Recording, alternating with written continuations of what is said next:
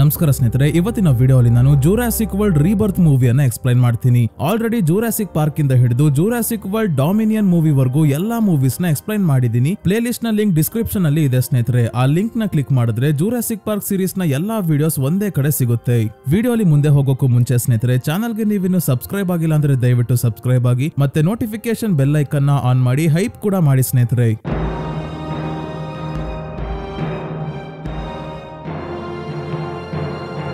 ಈ ಮೂವಿಯ ಕತೆ ಶುರು ಆಗೋದು 2008 ಅಂದ್ರೆ 17 ವರ್ಷಗಳ ಹಿಂದೆ. ಅಟ್ಲಾಂಟಿಕ್ ಸಮುದ್ರದಲ್ಲಿ ಇರೋ ಸೈಂಟ್ ಹ್ಯೂಬರ್ಟ್ ಅನ್ನೋ ದ್ವೀಪವನ್ನ ತೋರಿಸ್ತಾರೆ. ಇಂಜನ್ ಕಂಪನಿಯವರ ಡೈನೋಸಾರ್ ರಿಸರ್ಚ್ ಲ್ಯಾಬೋರೇಟರಿ ಈ ದ್ವೀಪದಲ್ಲೇ ಇದೆ. ಜೂರಾಸಿಕ್ ಪಾರ್ಕ್ ಗೆ ಡೈನೋಸಾರ್ ಗಳನ್ನ ಸೃಷ್ಟಿ ಮಾಡಿ ಕೊಟ್ಟಿದ್ದು ಇದೇ ಕಂಪನಿಯವರೇ. ಸ್ನೇಹಿತರೆ, ಈ ಕಂಪನಿಯವರು ಡೈನೋಸಾರ್ ಗಳ ಕಾಲದಲ್ಲಿ ಇದ್ದ ಸೊಳ್ಳೆಗಳಿಂದ ಡೈನೋಸಾರ್ ಡಿಎನ್ಎ ಅನ್ನ ಎಕ್ಸ್ಟ್ರಾಕ್ಟ್ ಮಾಡಿ, ಆ ಡಿಎನ್ಎ ಜೊತೆ ಈಗ ಕಪ್ಪೆ ಮತ್ತೆ ಬೇರೆ ಬೇರೆ ಪ್ರಾಣಿಗಳ ಡಿಎನ್ಎ ಮಿಕ್ಸ್ ಮಾಡಿ ಡೈನೋಸಾರ್ಸ್ ನ ಸೃಷ್ಟಿ ಮಾಡಿದ್ದಾರೆ. ಈಗ ಈ ದ್ವೀಪದಲ್ಲಿ ಇರೋ ಲ್ಯಾಬ್ ಒಳಗೂ ಕೂಡ ಸೈಂಟಿಸ್ಟ್ ಗಳೆಲ್ಲ ಸೇರ್ಕೊಂಡು ಬೇರೆ ಬೇರೆ ರೀತಿಯ ಡೈನೋಸಾರ್ ಗಳನ್ನ ಕ್ರಿಯೇಟ್ ಮಾಡೋಕೆ ಕ್ರಾಸ್ ಬ್ರೀಡಿಂಗ್ ಎಕ್ಸ್ಪೆರಿಮೆಂಟ್ಸ್ ಎಲ್ಲ ಮಾಡ್ತಾ ಇದ್ದಾರೆ. ಈಗ ಸದ್ಯಕ್ಕೆ ಹಿಂದಿನ ಜೂರಾಸಿಕ್ ವರ್ಲ್ಡ್ ಮೂವೀಸ್ ಅಲ್ಲಿ ನೋಡಿರೋ ಟಿ-ರೆಕ್ಸ್ ಡೈನೋಸಾರ್ ನ ರೀತಿನೇ ಇನ್ನೊಂದು ಡಿ-ರೆಕ್ಸ್ ಅನ್ನೋ ಡೈನೋಸಾರ್ ನ ಸೈಂಟಿಸ್ಟ್ ಗಳು ಸೃಷ್ಟಿ ಮಾಡೋಕೆ ಹೋಗಿ ಎಕ್ಸ್ಪೆರಿಮೆಂಟ್ ಫೇಲ್ ಆಗಿದೆ. ಡಿ-ರೆಕ್ಸ್ ನೋಡೋಕೆ ನಾರ್ಮಲ್ ಆಗಿ ಇಲ್ಲ, ವಿರೂಪಗೊಂಡಿದೆ. ಸೈಂಟಿಸ್ಟ್ ಗಳು ಡಿ-ರೆಕ್ಸ್ ಇರೋ ಚೇಂಬರ್ ಗೆ ಹೋಗ್ಬೇಕಾದ್ರೆ ವಿಲಿಯಮ್ಸ್ ಅನ್ನೋ ಸೈಂಟಿಸ್ಟ್ ಸ್ನಿಕರ್ಸ್ ರ್ಯಾಪರ್ ನ ಕೆಳಗೆ ಬೀಳಿಸಿ ಹೋಗ್ತಾನೆ. ಈ ಸಣ್ಣ ಚಾಕ್ಲೇಟ್ ರ್ಯಾಪರ್ ಇಂದ ಎಂತ ದೊಡ್ಡ ಅನಾಹುತ ಆಗುತ್ತೆ ಅಂದ್ರೆ, ಈ ರ್ಯಾಪರ್ ಡಿ-ರೆಕ್ಸ್ ಇರೋ ಚೇಂಬರ್ ನ ಡೋರ್ ಒಳಗೆ ಹೋಗಿ ಇಲ್ಲಿರೋ ಎಲೆಕ್ಟ್ರಾನಿಕ್ಸ್ ನ ಡ್ಯಾಮೇಜ್ ಮಾಡ್ಬಿಡುತ್ತೆ. ಇದರಿಂದ ಸೆಕ್ಯೂರಿಟಿ ಸಿಸ್ಟಮ್ ರೀಸ್ಟಾರ್ಟ್ ಆಗೋಕೆ ಶುರು ಆಯ್ತು. ಡಿ-ರೆಕ್ಸ್ ಇದ್ದ ಡೋರ್ ಜೊತೆ ಎಲ್ಲಾ ಡೋರ್ಸ್ ಓಪನ್ ಆಗುತ್ತೆ. ಸೈಂಟಿಸ್ಟ್ ಗಳು ಎಮರ್ಜೆನ್ಸಿ ಬಟನ್ ನ ಪ್ರೆಸ್ ಮಾಡಿ ಡಿ-ರೆಕ್ಸ್ ಹೊರಗೆ ಬಂದಿದೆ ಅಂತ ಓಡೋಕೆ ಶುರು ಮಾಡಿದಾಗ ಸಿಸ್ಟಮ್ ರೀಸ್ಟಾರ್ಟ್ ಆಗಿ ಎಮರ್ಜೆನ್ಸಿ ಅಂತ ಎಲ್ಲಾ ಡೋರ್ ನ ಕ್ಲೋಸ್ ಮಾಡ್ತಾ ಇದೆ. ಜಾಸ್ತಿ ಆರ್ಟಿಫಿಷಿಯಲ್ ಇಂಟೆಲಿಜೆನ್ಸ್ ಮೇಲೆ ಡಿಪೆಂಡ್ ಆದ್ರೆ ಹೀಗೆ ಆಗೋದು. ಡಿ-ರೆಕ್ಸ್ ಇರೋ ಚೇಂಬರ್ ಇಂದ ಎಲ್ಲಾ ಸೈಂಟಿಸ್ಟ್ ಹೊರಗೆ ಬಂದಾಗಿದೆ. ಚಾಕ್ಲೇಟ್ ರ್ಯಾಪರ್ ಬಿಸಾಕಿದ್ದ ವಿಲಿಯಮ್ಸ್ ಬಿಟ್ಟು ಇವನು ಬರೋಷ್ಟರಲ್ಲಿ ಡೋರ್ ಕ್ಲೋಸ್ ಆಗಿ ಹಿಂದೆನೆ ಡಿ-ರೆಕ್ಸ್ ಬಂದು ಇವನನ್ನ ಹಿಡ್ಕೊಂಡು ಹೋಗಿ ಸಾಯಿಸುತ್ತೆ. ಈ ಡಿ-ರೆಕ್ಸ್ ಡೈನೋಸಾರ್ ಗಿಂತ ಜಾಸ್ತಿ ಏಲಿಯನ್ ಸೀರೀಸ್ ಅಲ್ಲಿ ಬರೋ ಕ್ಸೆನೋಮಾರ್ಫ್ ಏಲಿಯನ್ ಇದ್ದಂಗಿದೆ. ಯಾಕಂದ್ರೆ ಕ್ಸೆನೋಮಾರ್ಫ್ ಏಲಿಯನ್ ಇಂದಾನೆ ಇನ್ಸ್ಪೈರ್ ಆಗಿ ಈ ಡಿ-ರೆಕ್ಸ್ ನ ಮಾಡಿರೋದು ಸ್ನೇಹಿತರೆ. ಸೊ ಈಗ ಸ್ಟೋರಿ ಪ್ರೆಸೆಂಟ್ ಗೆ ಬರುತ್ತೆ, ಅಂದ್ರೆ 2025ಕ್ಕೆ ಬರ್ತೀವಿ. ಇಲ್ಲಿ ಸ್ವಲ್ಪ ಟೈಮ್ ಲೈನ್ ಕನ್ಫ್ಯೂಷನ್ ಇದೆ ಸ್ನೇಹಿತರೆ. ಕೆಲವರು ಹೇಳ್ತಾರೆ ಪ್ರೆಸೆಂಟ್ ಅಂದ್ರೆ 2027ರಲ್ಲಿ ಕತೆ ನಡೆಯೋದು ಅಂತ, ಮತ್ತೆ 17 ವರ್ಷಗಳ ಹಿಂದೆ ಅಂದ್ರೆ 2008 ಅಲ್ಲ 2010 ಅಂತ ಹೇಳ್ತಾರೆ. ಈ ಕನ್ಫ್ಯೂಷನ್ ಮೋಸ್ಟ್ಲಿ ಮೂವಿ ಮೇಕರ್ಸ್ ಗೂ ಕೂಡ ಇದೆ ಅನ್ಸುತ್ತೆ. ಅದಕ್ಕೆ 17 ವರ್ಷದ ಹಿಂದೆ ಮತ್ತೆ ಪ್ರೆಸೆಂಟ್ ಅಂತ ಅಷ್ಟೇ ತೋರಿಸ್ತಾರೆ, ಯಾವ ಇಯರ್ ಅಂತ ತೋರ್ಸಲ್ಲ. ನನಗೆ 2025 ಪ್ರೆಸೆಂಟ್ ಅಂತ ಯಾಕೆ ಅನಿಸ್ತಿದೆ ಅಂದ್ರೆ, ಮೂವಿಯಲ್ಲೇ ತೋರಿಸ್ತಾರೆ ಡೈನೋಸಾರ್ ಗಳು ಭೂಮಿಗೆ ಬಂದು 32 ವರ್ಷ ಆಗಿದೆ ಅಂತ. ಅಂದ್ರೆ ಮೊದಲನೇ ಮೂವಿ ಜೂರಾಸಿಕ್ ಪಾರ್ಕ್ ಬಂದಿದ್ದು 1993ರಲ್ಲಿ. 32 ವರ್ಷ ಆಗಿದೆ ಅಂದ್ರೆ ಈಗ 2025 ಆಗಿರ್ಬೋದು ಅಂತ ನನ್ನ ಅನಿಸಿಕೆ. ಸೊ ಈಗ ಜೂರಾಸಿಕ್ ವರ್ಲ್ಡ್ ಡಾಮಿನಿಯನ್ ಮೂವಿಯಲ್ಲಿ ನೋಡಿರೋ ಹಾಗೆ ಈಗ ಡೈನೋಸಾರ್ ಗಳು ಬೇರೆ ಪ್ರಾಣಿ ಪಕ್ಷಿಗಳ ರೀತಿ ಮನುಷ್ಯರ ಜೊತೆನೆ ಬದುಕೋದಕ್ಕೆ ಶುರು ಮಾಡಿದ್ವು. ಆದ್ರೆ ಸಮಸ್ಯೆ ಏನಾಗ್ತಿದೆ ಅಂದ್ರೆ, ಈಗಿರೋ ವಾತಾವರಣದಲ್ಲಿ ಡೈನೋಸಾರ್ ಗಳಿಗೆ ಬದುಕೋಕಾಗ್ತಿಲ್ಲ. ಅಷ್ಟು ಪರಿಸರವನ್ನ ಹಾಳು ಮಾಡ್ಬಿಟ್ಟಿದ್ದಾರೆ ಮನುಷ್ಯರು. ಇರೋ ಬರೋ ಪರಿಸರ ಮಾಲಿನ್ಯ ಎಲ್ಲ ಆಗ್ತಿರೋದ್ರಿಂದ ಡೈನೋಸಾರ್ ಗಳು ಕಾಯಿಲೆಗೆ ತುತ್ತಾಗಿ ಒಂದೊಂದಾಗೆ ಸಾವನ್ನಪ್ತಾ ಇದ್ದಾವೆ. ಕೆಲವು ಡೈನೋಸಾರ್ ಗಳು ಈಕ್ವೆಟೋರಿಯಲ್ ರೀಜನ್ ಗಳಲ್ಲಿ ವಾಸವಾಗಿದ್ದಾವೆ. ಅಂದ್ರೆ ಈಕ್ವೆಟೋರಿಯಲ್ ರೀಜನ್ ಗಳಲ್ಲಿ ಜಾಸ್ತಿ ಬಿಸಿಲು, ಮಳೆ, ದಟ್ಟವಾದ ಅರಣ್ಯ, ಬೇಕಾದಷ್ಟು ಆಕ್ಸಿಜನ್ ಇರುತ್ತೆ. ಸಿಂಪಲ್ ಆಗಿ ಹೇಳ್ಬೇಕು ಅಂದ್ರೆ ಮನುಷ್ಯ ಇನ್ನು ಹಾಳು ಮಾಡದೇ ಇರೋ ಜಾಗ.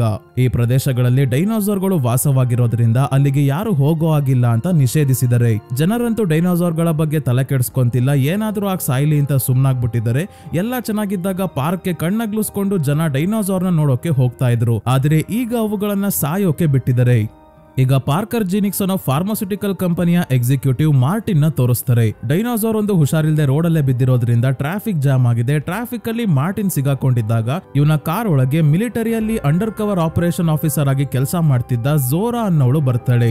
ಮಾರ್ಟಿನ್ ಇವಳನ್ನ ಒಂದು ಕೆಲಸಕ್ಕೆ ಭೇಟಿ ಆಗೋಕೆ ಅಂತಾನೆ ಹೋಗ್ತಿದ್ದ. ಆದ್ರೆ ಇವಳೇ ಇಲ್ಲಿಗೆ ಬಂದಿರೋದ್ರಿಂದ ಏನ್ ಕೆಲಸ ಅಂತ ಹೇಳ್ತಾನೆ. ಏನಂದ್ರೆ ಇವನು ವರ್ಕ್ ಮಾಡ್ತಿರೋ ಪಾರ್ಕರ್ ಜೀನಿಕ್ಸ್ ಕಂಪನಿಯವರು ಈ ನಡುವೆ ತುಂಬಾನೇ ಜನ ಹೃದಯ ಸಂಬಂಧಿ ಕಾಯಿಲೆಯಿಂದ ಸಾವನ್ನಪ್ತಾ ಇದ್ದಾರೆ ಅಂತ ಹಾರ್ಟ್ ಪ್ರಾಬ್ಲಮ್ ಗೆ ಒಂದು ಮೆಡಿಸಿನ್ ನ ತಯಾರಿಸ್ತಾ ಇದ್ದಾರೆ. ಆ ಮೆಡಿಸಿನ್ ಗೆ ಡೈನೋಸಾರ್ ಗಳ ಕೆಲವೊಂದು ಸ್ಯಾಂಪಲ್ಸ್ ಬೇಕು. 2008ರಲ್ಲಿ ಇಂಜನ್ ಕಂಪನಿಯವರು ಸೈಂಟ್ ಹ್ಯೂಬರ್ಟ್ ಅನ್ನೋ ದ್ವೀಪದಲ್ಲಿ ರಿಸರ್ಚ್ ಮಾಡಬೇಕಾದ್ರೆ ಡಿ-ರೆಕ್ಸ್ ತನ್ನ ಚೇಂಬರ್ ಇಂದ ಹೊರಗೆ ಬಂದಾಗ ಆ ಲ್ಯಾಬೋರೇಟರಿನ ಬಿಟ್ಟು ಎಲ್ಲಾ ಸೈಂಟಿಸ್ಟ್ ಗಳು ವಾಪಸ್ ಬಂದಿರ್ತಾರೆ. ಈಗ ಅದು ಕೂಡ ಈಕ್ವೆಟೋರಿಯಲ್ ರೀಜನ್ ಆಗಿರೋದ್ರಿಂದ ಡೈನೋಸಾರ್ ಗಳು ಬದುಕೋದಕ್ಕೆ ಒಳ್ಳೆ ಜಾಗ. ಹಾಗಾಗಿ ಅಲ್ಲಿ ತುಂಬಾನೇ ಡೈನೋಸಾರ್ ಗಳು ಇದಾವೆ, ಮನುಷ್ಯರು ಯಾರು ಇಲ್ಲ, ಅಲ್ಲಿಗೆ ಯಾರು ಹೋಗೋ ಆಗಿಲ್ಲ ಅಂತ ನಿಷೇಧಿಸಿದ್ದಾರೆ. ಆದ್ರೆ ಇಲ್ಲಿಗಲ್ ಆಗಿ ಆ ದ್ವೀಪಕ್ಕೆ ಹೋಗಿ ಡೈನೋಸಾರ್ ಗಳಿಂದ ಸ್ಯಾಂಪಲ್ ಕಲೆಕ್ಟ್ ಮಾಡ್ಕೊಂಡು ಬರೋ ಕೆಲ್ಸಕ್ಕೆ ಒಂದು ಟೀಮ್ ನ ಕಟ್ತಾ ಇದ್ದಾನೆ ಮಾರ್ಟಿನ್. ಆ ಟೀಮ್ಗೆ ಝೋರಾನ ಸೇರ್ಸ್ಕೊಳ್ಳೋಕೆ ನೋಡ್ತಿದ್ದಾನೆ. ಮೊದ್ಲು ಇವಳು ಒಪ್ಕೊಳ್ಳಲ್ಲ, ಆದ್ರೆ ಮಾರ್ಟಿನ್ ಇವಳಿಗೆ ಕೆಲಸ ಮಾಡಿದ್ರೆ ಕೋಟಿಗಟ್ಲೆ ಹಣ ಕೊಡೋದಾಗಿ ಹೇಳಿದಾಗ ಖುಷಿಯಾಗಿ ಒಪ್ಕೊಂತಾಳೆ ಝೋರಾ. ನಂತರ ಈ ಟೀಮ್ಗೆ ಡಾಕ್ಟರ್ ಹೆನ್ರಿನ ಸೇರ್ಸ್ಕೊಳ್ಳೋಕೆ ಡೈನೋಸಾರ್ ಮ್ಯೂಸಿಯಂಗೆ ಬರ್ತಾರೆ. ಕಡಿಮೆ ಜನ ಬರ್ತಾ ಇದಾರೆ ಅಂತ ಈ ಮ್ಯೂಸಿಯಂ ನ ಕೂಡ ಕ್ಲೋಸ್ ಮಾಡ್ತಿದ್ದಾರೆ. ಈಗ ನಮ್ಗೆ ಗೊತ್ತಾಗುತ್ತೆ ಇವ್ರಿಗೆ ಪ್ರಪಂಚದಲ್ಲೇ ಇರೋ ಅತ್ಯಂತ ದೊಡ್ಡ ಡೈನೋಸಾರ್ ಗಳ ಸ್ಯಾಂಪಲ್ಸ್ ಬೇಕು. ಮೊದಲನೇದು ಭೂಮಿ ಮೇಲೆ ಓಡಾಡೋ ದೈತ್ಯ ಡೈನೋಸಾರ್ ಟೈಟಾನೋಸರಸ್, ಎರಡನೇದು ನೀರಲ್ಲಿ ಇರೋ ದೈತ್ಯ ಡೈನೋಸಾರ್ ಮಾಸಾಸರಸ್, ಮೂರನೇದು ಗಾಳಿಯಲ್ಲಿ ಹಾರಾಡೋ ದೈತ್ಯ ಡೈನೋಸಾರ್ ಕ್ವೆಟ್ಜಲ್ಕಾಟ್ಲಸ್. ಇಷ್ಟು ಡೈನೋಸಾರ್ ಗಳಿಂದ ಬ್ಲಡ್ ಸ್ಯಾಂಪಲ್ ಮತ್ತೆ ಮೊಟ್ಟೆಯಿಂದ ಕೂಡ ಸ್ಯಾಂಪಲ್ ಎಕ್ಸ್ಟ್ರಾಕ್ಟ್ ಮಾಡಬೇಕು. ಯಾಕಂದ್ರೆ ಈ ಮೂರು ಡೈನೋಸಾರ್ ಗಳು ಹೆಚ್ಚು ಕಡಿಮೆ ಅಂದ್ರೂ 100 ವರ್ಷ ಬದುಕ್ತವೆ. ಈ ಸ್ಯಾಂಪಲ್ ಗಳಿಂದ ಮಾಡೋ ಮೆಡಿಸಿನ್ಸ್ ಮನುಷ್ಯರ ಹಾರ್ಟ್ ನ ಅಟ್ಲೀಸ್ಟ್ 20 ವರ್ಷ ಆರೋಗ್ಯವಾಗಿ ಇಡುತ್ತೆ. ಡಾಕ್ಟರ್ ಹೆನ್ರಿಗೆ ಈ ಡೈನೋಸಾರ್ ಗಳ ಬಗ್ಗೆ ಎಲ್ಲಾ ಡೀಟೇಲ್ಸ್ ಗೊತ್ತು. ಹಾಗಾಗಿ ಇವನನ್ನ ಕೂಡ ಸೈಂಟ್ ಹ್ಯೂಬರ್ಟ್ ದ್ವೀಪಕ್ಕೆ ಬರೋಕೆ ಹೇಳಿದಾಗ ಮೊದಲು ಒಪ್ಕೊಳ್ಳಲ್ಲ. ಆದರೆ ಡೈನೋಸಾರ್ ಗಳನ್ನ ಮನುಷ್ಯರು ಸಾಯೋಕೆ ಬಿಟ್ಟಿದ್ದಾರೆ. ಅವು ಎಷ್ಟು ವರ್ಷ ಇರ್ತಾವೋ ಗೊತ್ತಿಲ್ಲ. ಅಟ್ಲೀಸ್ಟ್ ಕಾಡಲ್ಲಿ ನೆಮ್ಮದಿಯಾಗಿ ಖುಷಿಯಾಗಿ ಅವುಗಳು ಓಡಾಡ್ತಿರೋದು ಒಮ್ಮೆ ಆದ್ರೂ ನೋಡ್ಬೇಕು ಅಂತ ಹೆನ್ರಿ ಈ ಕೆಲಸ ಮಾಡೋಕೆ ಒಪ್ಕೊಂತಾನೆ. ಮುಂದಿನ ದಿನ ಇವ್ರು 3 ಜನ ದ್ವೀಪಕ್ಕೆ ಹೋಗೋಕೆ ಬೋಟ್ ವ್ಯವಸ್ಥೆ ಮಾಡೋಕೆ ಅಂತ ಝೋರಾಳ ಹಳೆ ಫ್ರೆಂಡ್ ಡಂಕನ್ ನ ಮೀಟ್ ಮಾಡೋಕೆ ಬರ್ತಾರೆ. ಇವನು ಕೂಡ ಮೊದಲು ಟೀಮ್ಗೆ ಜಾಯ್ನ್ ಆಗೋಕೆ ಒಪ್ಪಲ್ಲ. ಆದರೆ ಝೋರಾ ನನಗೆ ಕೊಡ್ತಿರೋ ಹಣವನ್ನ ಡಬಲ್ ಮಾಡಿದ್ರೆ ಡಂಕನ್ಗೆ ಅದರಲ್ಲಿ ಅರ್ಧ ಕೊಟ್ಟು ಒಪ್ಪಿಸ್ತೀನಿ ಅಂತ ಮಾರ್ಟಿನ್ಗೆ ಹೇಳ್ತಾಳೆ. ಅಂದ್ರೆ ಮೊದಲೇ ಝೋರಾ ಮತ್ತೆ ಡಂಕನ್ ಪ್ಲಾನ್ ಮಾಡಿದ್ರು ಕೊಡ್ತಿರೋ ಹಣನ ಡಬಲ್ ಮಾಡೋಕೆ. ದುಡ್ಡು ಜಾಸ್ತಿ ಕೊಡ್ಲಿ ಅಂತ ಇಬ್ರು ನಾಟಕ ಆಡ್ತಾವ್ರೆ ಅಂತ ಮಾರ್ಟಿನ್ಗೆ ಗೊತ್ತಾಯ್ತು. ಹಾಗಾಗಿ ಡಬಲ್ ಹಣವನ್ನ ಕೊಡೋಕೆ ಒಪ್ಕೊಂತಾನೆ. ಇಲ್ಲೇ ಬಾಬಿ ಅನ್ನೋ ಸೆಕ್ಯೂರಿಟಿ ಆಫೀಸರ್ ಕೂಡ ಇವರ ಜೊತೆ ಜಾಯ್ನ್ ಆಗ್ತಾನೆ. ಟೀಮ್ ರೆಡಿ ಆಯ್ತು. ಎಲ್ಲರೂ ಮುಂದಿನ ದಿನಾನೇ ಸೈಂಟ್ ಹ್ಯೂಬರ್ಟ್ ದ್ವೀಪದ ಕಡೆ ಬೋಟ್ ಅಲ್ಲಿ ಹೊರಡ್ತಾರೆ. ಬೋಟ್ ನ ಡ್ರೈವ್ ಮಾಡೋಕೆ ನೀನಾ ಮತ್ತೆ ಲೆಕ್ಲರ್ಕ್ ಅನ್ನೋ ಇಬ್ಬರು ಕೂಡ ಇದ್ದಾರೆ. ಮಾಸಾಸಾರಸ್ ಗಳಿಗೆ ಇಂಜಿನ್ ಕಂಪನಿ ಅವರು ಟ್ಯಾಗ್ ಮಾಡಿದ್ರು. ಹಾಗಾಗಿ ಅವುಗಳು ಈಗ ಎಲ್ಲಿದ್ದಾವೆ ಅಂತ ಇವರೇ ಟ್ರ್ಯಾಕ್ ಮಾಡಬಹುದು. ಆಮೇಲೆ ಸ್ಯಾಂಪಲ್ಸ್ ಹೇಗೆ ಕಲೆಕ್ಟ್ ಮಾಡೋದು ಅಂತ ಹೆನ್ರಿ ಹೇಳ್ತಿದ್ದಾನೆ. ಹಿಂದಿನ ವಿಡಿಯೋ 28 ಇಯರ್ಸ್ ಲೇಟರ್ ಎಕ್ಸ್ಪ್ಲೈನ್ ಮಾಡ್ಬೇಕಾದ್ರೆ ಡಾರ್ಟ್ ಅನ್ನೋ ನೀಡಲ್ ಬಗ್ಗೆ ಹೇಳಿದ್ದೆ ಸ್ನೇಹಿತರೆ. ಅದೇ ರೀತಿ ಸ್ವಲ್ಪ ಮಾಡರ್ನ್ ಡಾರ್ಟ್ ನ ಇಲ್ಲಿ ಯೂಸ್ ಮಾಡೋಕೆ ಹೊರಟಿದ್ದಾರೆ. ಇದು ಸಿರೆಂಜ್ ಇದ್ದಂಗೆ. ಇದನ್ನ ಡೈನೋಸಾರ್ ಗೆ ಶೂಟ್ ಮಾಡಿದ್ರೆ ಆಟೋಮೆಟಿಕ್ ಆಗಿ ರಕ್ತವನ್ನ ಎಳ್ಕೊಂಡು ಎಜೆಕ್ಟ್ ಆಗಿ ರಾಕೆಟ್ ನ ರೀತಿ ಮೇಲ್ ಹೋಗುತ್ತೆ.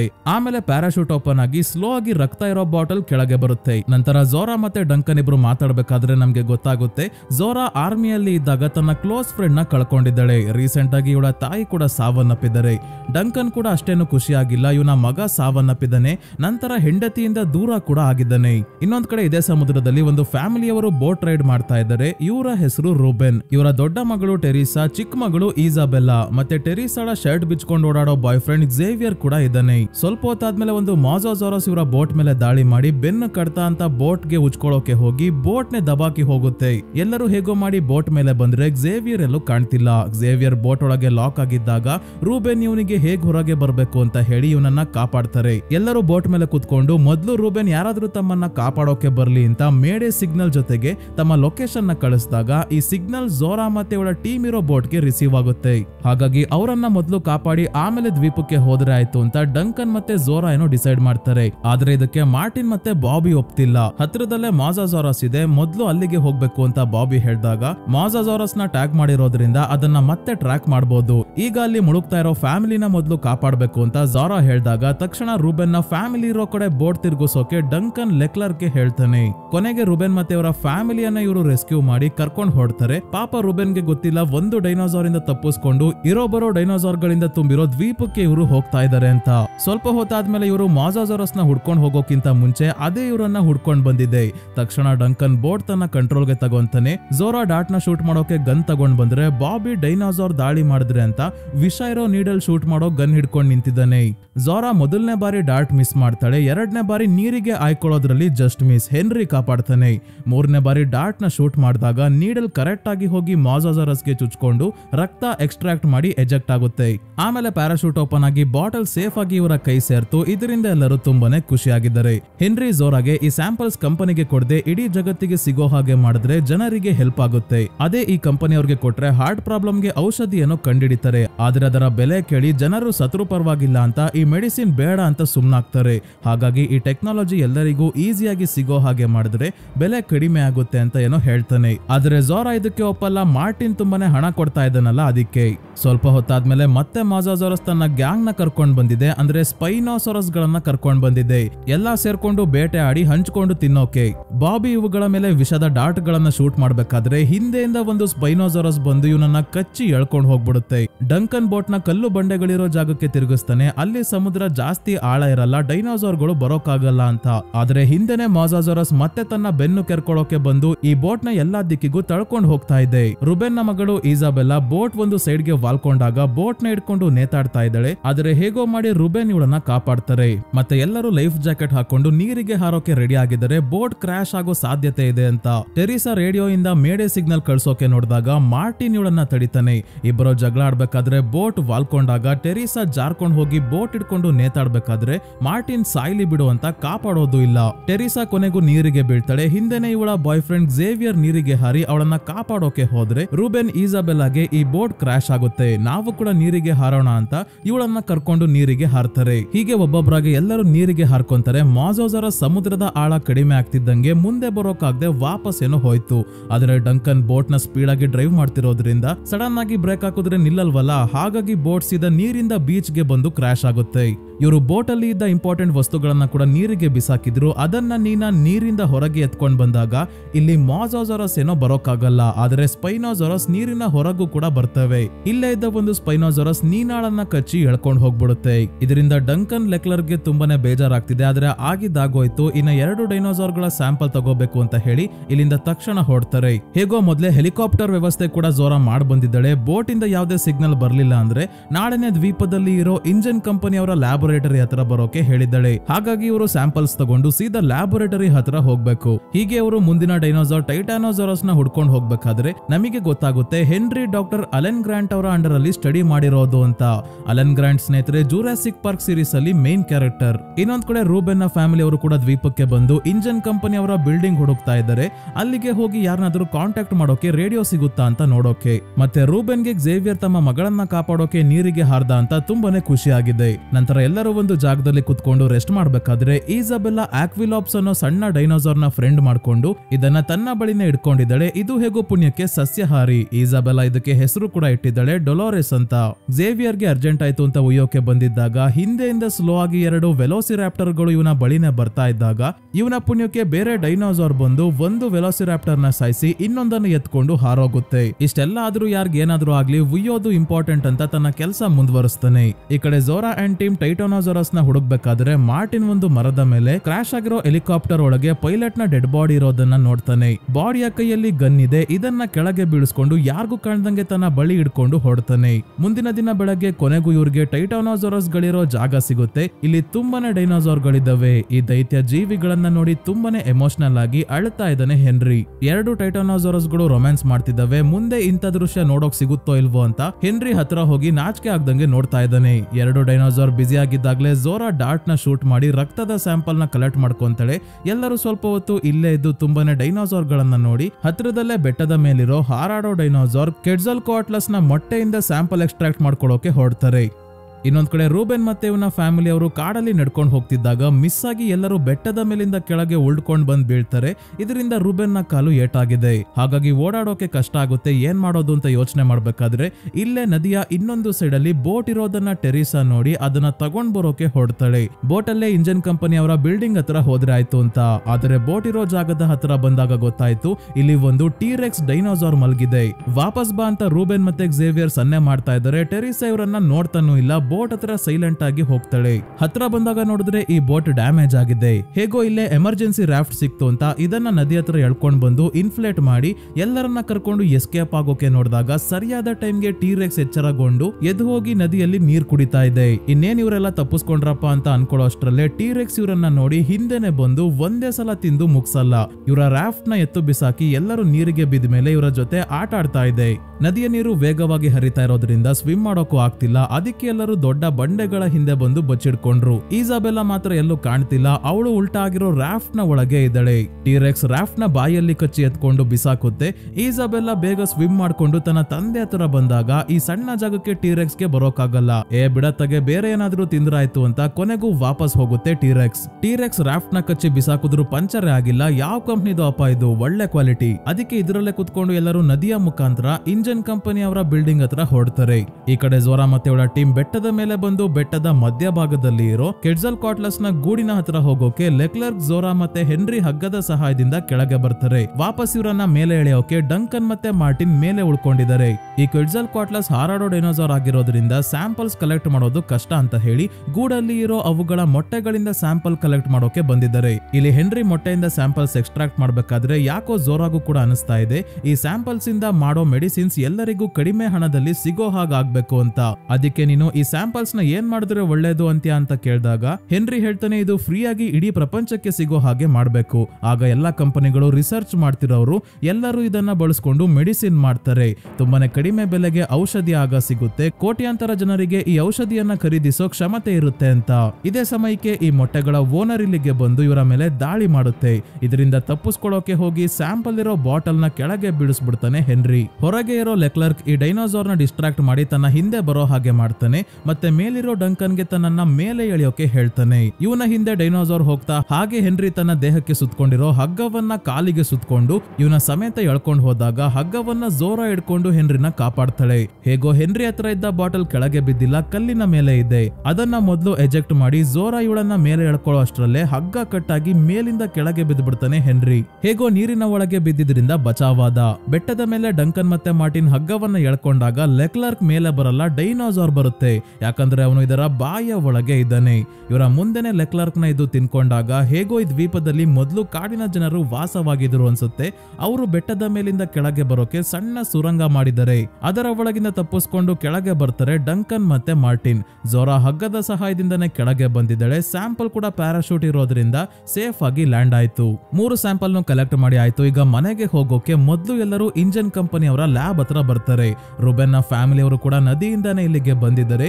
ಇವರನ್ನ ಕೂಡ ರೆಸ್ಕ್ಯೂ ಮಾಡಿ ಕರ್ಕೊಂಡು ಹೋಗೋಕೆ ಝೋರಾ ಮತ್ತೆ ಡಂಕನ್ ಡಿಸೈಡ್ ಮಾಡಿದ್ದಾರೆ. ಆದ್ರೆ ಟೆರಿಸಾ ಆ ಮಾರ್ಟಿನ್ ಅಲ್ಲಿ ನನ್ನನ್ನೇ ಅವನು ಸಾಯೋಕೆ ಬಿಟ್ಟ ಅಂತ ಬೈಕೋಬೇಕಾದ್ರೆ ಮಾರ್ಟಿನ್ ಆಗ್ಲೇ ಸಾವನ್ನಪ್ಪಿರೋ ಪೈಲಟ್ ನ ಕೈಯಿಂದ ಗನ್ ತೆಕೊಂಡು ಹಿಡ್ಕೊಂಡಿದ್ನಲ್ಲ, ಆಗನಿಂದ ಇವ್ರಿಗೆ ಹೆದರಿಸಿ ಈಗ ಆಗಿದ್ದಾಗೋಯ್ತು, ಆ ಬ್ರೀಫ್ ಕೇಸ್ ಕೊಡಿಲಿ ಅಂತ ಸ್ಯಾಂಪಲ್ಸ್ ಇರೋ ಬ್ರೀಫ್ ಕೇಸ್ ನ ಝೋರಾ ಇಂದ ಇವನು ಇಸ್ಕೊಂಡು ಹೆಲಿಕಾಪ್ಟರ್ ಬಂದಾಗ ಎಲ್ಲರೂ ಹೋಗೋಣ, ಆಗಿದ್ದೆಲ್ಲ ಮರ್ತ್ ಬಿಡಿ ಅಂತ ಹೇಳ್ತಾನೆ. ಇದೇ ಸಮಯಕ್ಕೆ ಈ ಬಿಲ್ಡಿಂಗ್ ನ ಜನರೇಟರ್ ತನಿಗೆ ತಾನೇ ಸ್ಟಾರ್ಟ್ ಆಗಿ ಲೈಟ್ಸ್ ಎಲ್ಲ ಆನ್ ಆಗುತ್ತೆ. ಅಂದ್ರೆ ಟೈಮರ್ ಸೆಟ್ ಮಾಡಿದರೆ ರಾತ್ರಿ ಆಗ್ತಿದ್ದಂಗೆ ಜನರೇಟರ್ ಆನ್ ಆಗ್ಲಿ, ಬೆಳಗ್ಗೆ ಆಫ್ ಆಗ್ಲಿ ಅಂತ. ಅದಕ್ಕೆ ಇಲ್ಲಿ ಯಾರು ಇಲ್ಲ ಅಂದ್ರೂ ಜನರೇಟರ್ ತನಿಗೆ ತಾನೇ ಆನ್ ಆಫ್ ಎಲ್ಲ ಆಗುತ್ತೆ. ಲೈಟ್ ಆನ್ ಆಗಿರೋದ್ರಿಂದ ಬೆಳಕಿಗೆ ಡೈನೋಸಾರ್ ಗಳು ಅಟ್ರಾಕ್ಟ್ ಆಗಿ ಇಲ್ಲಿಗೆ ಬಂದು ಇವರ ಮೇಲೆ ದಾಳಿ ಮಾಡೋಕೆ ಶುರು ಮಾಡಿದಾಗ ಎಲ್ಲರೂ ಒಂದೊಂದು ದಿಕ್ಕಿಗೆ ಓಡೋಗ್ತಾರೆ. ರೂಬೆನ್ ಮತ್ತೆ ಇವರ ಫ್ಯಾಮಿಲಿ ಅವರು ಸ್ಟೋರ್ ಗೆ ಬರ್ತಾರೆ. ಹೆನ್ರಿ ಮತ್ತೆ ಡಂಕನ್ ಲ್ಯಾಬ್ ಒಳಗೆ ಹೋದ್ರೆ ಝೋರಾ ಮತ್ತೆ ಮಾರ್ಟಿನ್ ಒಂದು ಜೀಪ್ ಕೆಳಗೆ ಬಚ್ಚಿಡ್ಕೊಂಡಿದ್ದಾರೆ.